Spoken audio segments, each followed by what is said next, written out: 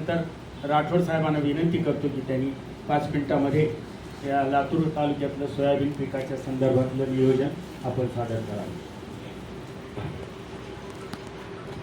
सर्वांना नमस्कार. भारतीय किसान संघ आयोजित सोयाबीन कार्यशाळेसाठी उपस्थित लातूर शहर व परिसरातील सर्व शेतकरी बांधव, व्यासपीठावर उपस्थित डॉक्टर भगवंत सर, माजी कुलगुरू वसंतराव नाईक मराठवाडा कृषी विद्यापीठ, डॉक्टर जमात अग्नी सर, डॉक्टर पाटील सर, प्रगतशील शेतकरी दीपक सर, कृषी विज्ञान केंद्राचे प्रमुख शास्त्रज्ञ देशमुख सर आणि सर्व उपस्थित भारतीय किसान संघाचे प्रतिनिधी व इतर सर्वांचे या ठिकाणी स्वागत करतो. जसं आपण आता पाहतो आहोत, कालपासून आपल्या लातूर शहराचा असेल किंवा जिल्ह्यातला थोडासा वातावरणामध्ये बदल आपल्याला जाणवत आहे. म्हणजे काल 1 तारीख होती, एक योगायोग समजा, परंतु मे महिना संपला आणि थोडीशी उन्हाची तीव्रता आपल्याकडे कमी जाणवायला सुरुवात झालेली आहे. याचा थोडासा पाठीमागे आपण जर विचार केला तर आता पण काय होत होतं, जे 25 मेला रोहिणी नक्षत्र लागायचं त्यावेळेस बऱ्यापैकी केरळमध्ये 20 ते 25 मेच्या दरम्यान केरळमध्ये पाऊस असायचा आणि 7 जून पर्यंत मृग नक्षत्र येण्याच्या वेळेला आपल्याकडे पाऊस यायचा. परंतु आजच्या घडीला अशी परिस्थिती झाली, काल परवा मला वाटतं काही ठिकाणी वादळी वारा झालं पण पाऊस कमी झाला. किल्लारीच्या त्या भागामध्ये एवढा वादळी वारा झाला, पावसाचा थेंब नव्हता. परंतु कुठं सोलार पॅनल उडून गेले, कुठं शेडनेटचे नुकसान झाले, कुठं आंब्याच्या नुकसान झाल्या, बागा उडून गेल्या, या पद्धतीनं नुकसान झालं. आता सध्या सुद्धा ही अवकाळीचीच परिस्थिती आहे.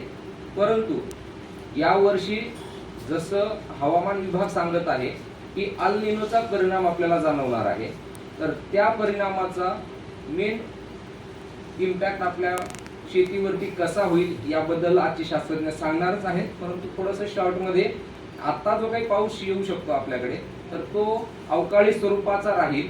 परंतु जोपर्यंत आपल्याकडे 75 mm ते 100 मिलीमीटर पाऊस होत नाही तोपर्यंत शक्यतो शेतकऱ्यांनी पेरणी करणं टाळावं, जेणेकरून जमीन जी आतापर्यंतची जी काही तापलेली आहे त्या जमिनीमध्ये आपण आता जर सोयाबीनची पेरणी केली आणि आपण असं विचार करू की जर माझ्याकडे स्प्रिंकलरनं पाणी द्यायची सोय आहे, ड्रिपनं पाणी द्यायची सोय आहे, तर ते बियाणं जमिनीमध्ये गेल्यानंतर हवेच्या उष्णतेनं, जमिनीच्या उष्णतेनं न जाणू ते मरून जाऊ शकतं आणि तुमच्या बियाणाची उगवण ही न जाणू कमी येऊ शकते. हा पहिला परिणाम. दुसरा परिणाम असा होऊ शकतो की जर तुमचं सोयाबीन सुरुवातीला जर आलं तर जे काही कीड रोगाचा परिणाम होणार आहे तर तो परिणाम आपल्या सोयाबीनवरती लगेच सुरुवात होऊ शकते आणि तुमच्या नंतर जर शेजारच्यानं त्याची पेरणी केली, त्याचं सोयाबीन आणि आपल्या सोयाबीनमध्ये 8-10 दिवसाचं जर अंतर दिसलं आपल्याला, तर आपल्या पिकावरच्या कीड रोगाचा प्रादुर्भाव त्याच्या पीक रोगावर होणार आहे आणि ती जी साखळी आहे, त्या किडी रोगांची जी साखळी आहे, तर ती साखळी आपल्याला शेवटपर्यंत दिसणार आहे. म्हणजे आपलं तर नुकसान होणार आहे, पण आपल्या सोबत इतरांचं सुद्धा नुकसान होणार. लातूर जिल्ह्यामध्ये आपण चालू वर्षीला 4,35,000 हेक्टर क्षेत्र सोयाबीनचं आपण अंदाज धरलेला आहे की एवढ्या क्षेत्रावरती सोयाबीन होऊ शकतं. मागच्या वर्षी आपल्याकडे अतिवृष्टी झाली, अवकाळी पाऊस झाला, नैसर्गिक आपत्ती आली आणि बऱ्यापैकी पाऊस झाला. जवळपास 140% लातूरमध्ये पाऊस झाल्यामुळं विहिरीचं पाण्याचं प्रमाण थोडंसं वाढलेलं आहे. आपल्या जमीन लेवल जी आहे, जमिनीमधल्या पाण्याची जी काही पातळी आहे ती थोडीशी वाढलेली आहे आणि त्याच्यामुळं चालू वर्षीला बऱ्यापैकी म्हटलं तरी चालतंय थोडंसं ऊस लागवड वाढलेली आहे. आणि त्या व्यतिरिक्त सुद्धा जे काही क्षेत्र शिल्लक आहे त्यामध्ये आपण लातूर जिल्ह्यामध्ये 4,35,000 हेक्टर आणि लातूर तालुक्याचा विचार जर केला तर 68,000 हेक्टर वरती आपण सोयाबीनची पेरणी होईल हा अंदाज आपण गृहीत धरलेला आहे. या 68,000 हेक्टरचा विचार जर केला तर आपल्याला जवळपास 30,000 क्विंटल बियाणं हे सोयाबीनचं आपल्याला लागतंय. त्यापैकी आपण महाबीज कडून एक 9,000 क्विंटल बियाणं अपेक्षित केलेलं आहे. महाबीजनं यावेळेस पूर्ण जिल्ह्यामध्ये 22,000 क्विंटल बियाणं द्यायचं सांगितलेलं आहे.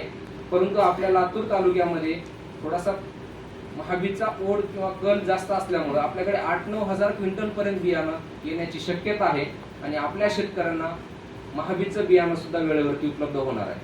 आज घडीला जर विचार केला तर जवळपास 10 मे ते 15 मे पासून तालुक्यामध्ये असेल किंवा जिल्ह्यामध्ये असेल वेगवेगळ्या ज्या काही खासगी कंपन्या आहेत त्यांच्या मार्फत बियाणाचा सुरळीत पुरवठा सुरू झालेला आहे. फक्त विनंती एकच आहे की आपली पेरणी 2 दिवस उशिरा केली तरी चालू शकतं, परंतु उगवण तपासल्याशिवाय पेरणी करू नका. एवढंच कृषी विभागाचं मेन आव्हान राहील. अडचण काय होणार आहे, आपण घरचं पेरणार असेल तरी सुद्धा उगवण तपासा, आणि बाजारातनं पिशवी आणून जरी पेरणार असाल तरी सुद्धा त्याची उगवण तपासा. आपली अडचण अशी होते की आपण ज्यावेळेस ट्रॅक्टरवाला बांधावरती येतो त्यावेळेस तो आपल्याला फोन करून सांगतो मी पेरणीसाठी तुमच्या बांधावर आलो आहे. आपण काही घेणं दुकानात जातोय, पिशवी घेतो, बांधावर घेऊन गेले की डायरेक्ट आपण त्या पेरणी यंत्रात पिशवी ओततोय. अडचण काय होते, जर ते बियाणं चांगलं नसेल किंवा त्या बियाणाची जर आदळआपट जर झालेली असेल, न जाणून त्या कृषी सेवा केंद्रामधले जे काही हमाल असतील त्यांनी आदळआपट केलेली असेल, आपल्या गाडी टाकताना आदळआपट झालेली असेल, तर काही प्रमाणामध्ये का असेना त्याच्यामध्ये त्या सोयाबीनच्या बियाणाची डाळ झालेली असते. काही प्रमाणामध्ये त्याच्या बियाणाचा जो पुढचा अंकुर आहे त्या अंकुराला थोडाफार जर धक्का लागलेला असेल तर तो अंकुर उमलून येण्याचे त्याचे चान्सेस कमी झालेले असतात. आणि हे जर आपण तपासून पाहिले नाही तर आपलं पेरणीचं जो दुबार संकट आपल्यावरती येणारच आहे. त्याचबरोबर आपलं पेरणीचा खर्च, खताचा खर्च आणि बियाणाचा खर्च हा सगळा आपला वाया जाणार आहे. फक्त छोटीशी गोष्ट आपल्याला आपल्या स्वतःसाठी तपासून बघायची आहे. 4 दिवस आपल्याकडे पेरणीसाठी शिल्लक आहेत, तर आपण आतापासूनच बियाणाची उगवण तपासणी करून घ्या. आणि 5व्या-6व्या दिवसानंतर जर आपण पेरणीसाठी जर खात्री केली की माझं हे बियाणं पेरणीसाठी योग्य आहे, तर आणि तरच आपण दुबार पेरणीच्या संकटापासून टाळू शकतो. जर पावसाचा खंड जर पडला तर आपल्याकडे दुबार पेरणी सुद्धा होईल का नाही याची गॅरंटी नाही. त्यामुळे जी पेरणी होईल ती आपल्याला खात्रीशीर पेरणी करायची आहे. तर कृषी विभागाच्या वतीनं आपल्या सर्वांना खरीप हंगामाच्या शुभेच्छा देतो. आयोजकांनी बोलायची संधी दिली त्याबद्दल आभार मानतो. धन्यवाद.